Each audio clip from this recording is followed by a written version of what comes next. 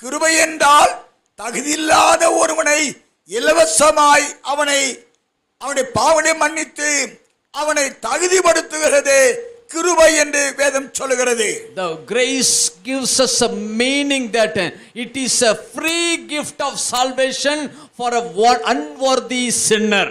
இந்த கிருபையின் காலத்தில் நீ எவ்வளவு பெரிய பாவியாயிருந்தாலும் இயேசு கிறிஸ்துவின் கிருபையினாலே நீ பாவத்திலிருந்தும் இரண்டாமரமாய அக்கினி கடலின் தண்டனை உள்ள வாழ்க்கையில் இருந்தும் நீ காப்பாற்றப்படுகிறாய் என்று வேதம் சொல்கிறது. Bible explains to you that you may be a worthless sinner, a worst sinner, but God is ready, stretching out his hands for you.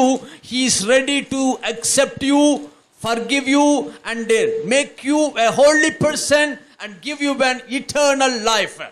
இந்த கிருபையான இந்த காலத்தை மனிதர்கள் பயன்படுத்தி பாவ மன்னிப்பை பெற்று இயேசு கிறிஸ்துவின் வருகைக்கென்று ஆயத்தமாக வேண்டும் என்று அழைக்கப்படுகிறோம்.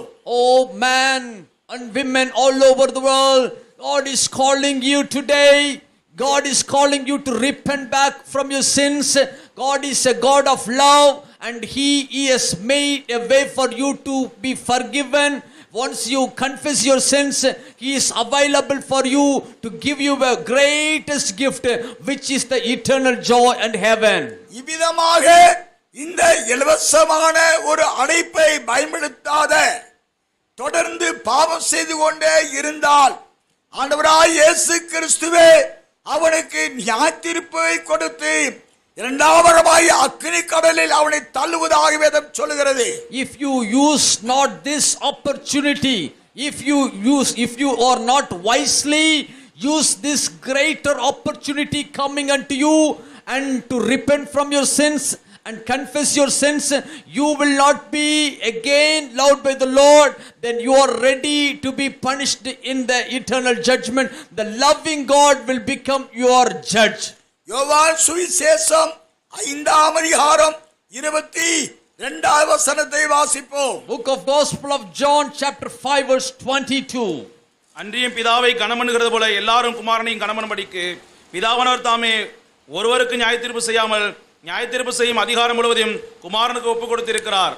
நியாயத்தீர்ப்பு செய்யும் அதிகாரம் முழுவதையும் கர்த்தராகிய இயேசு கிறிஸ்துவுக்குரியதாய் இருக்கிறது என்று அறிய முடிகிறது. Moreover, the Father judges no one, but has entrusted all judgment to the Son. So authority of judging any person is given to the Son, the Lamb of God. வேதாகமத்திலே இன்னும் பல இடங்களிலே வாசிக்கிறோம். அப்போஸ்தலர் நடபடி புத்தகம் 10ஆம் அதிகாரம் 42வது வசனத்தை கூட வாசிப்போம். Book of Acts chapter 10 verse 42.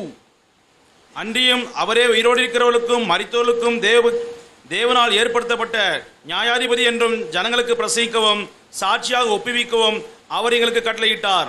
He commanded us to preach to the people and to testify that He is the one whom God appointed as judge of the living and the dead. வெளிப்படுத்தல் 2ஆம் அதிகாரம் 23வது வசனத்தை கூட வாசிப்போம். Revelation 2 verse 23. அவளுடைய பிள்ளைகளையும் கொல்லுவேன். அப்பொழுது நானே உள்ளிந்திரியங்களையும் இருதயங்களையும் ஆராய்கிறவர் என்று எல்லா சபைகளும் அறிந்து கொள்ளும். அன்றியும் உங்களில் ஒவ்வொருவனுக்கும் உங்கள் கிரியைகளின்படியே பலன் அளிப்பேன். 21 முதல் வாசிப்போம்.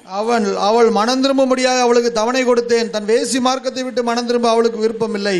இதோ நான் அவளை கட்டில் கிடையாக்கி அவளுடைய விபச்சாரம் செய்தவர்கள் தங்களுடைய கிரியைகளை விட்டு மனம் திரும்பாவிட்டால் அவர்களையும் மிகுந்த உபதிரவத்திலே தள்ளி அவருடைய பிள்ளைகளையும் கொல்லுவேன். அப்பொழுது நானே உள்ளிந்திரியங்களையும் இருதயங்களையும் ஆராய்கிறவர் என்று எல்லா சபைகளும் அறிந்து கொள்ளும்.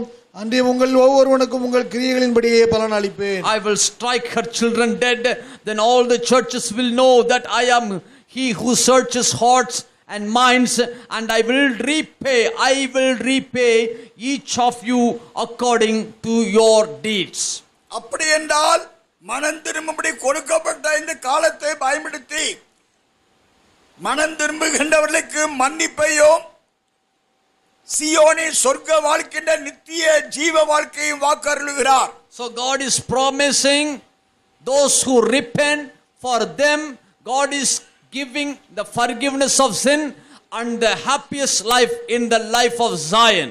இந்த கிருபையான அழைப்பின் காலத்தை அற்பமாய் எண்ணி அவர்கள் ரட்சிப்பின் வாழ்க்கையை இழந்து விடுவார்கள் என்றால் அவர்களை நியாயந்தீர்த்து மிகுந்த உபத்திரத்திலே தள்ளுவேன் என்று சொல்லி 22ஆம் வசனத்தில் வாசிக்க முடிகிறது. Also in 22nd verse we can understand those who avoid this voice of love and reject the voice of God and do not repent, for them God will throw them out into the eternal fire.